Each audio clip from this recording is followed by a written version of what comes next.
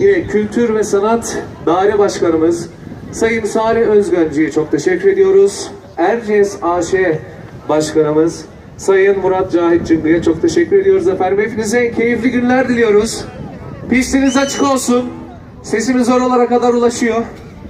Tekrardan keyifli bir gün diliyorum. Keyifli bir cumartesi diliyorum efendim. Hepiniz hoş geldiniz.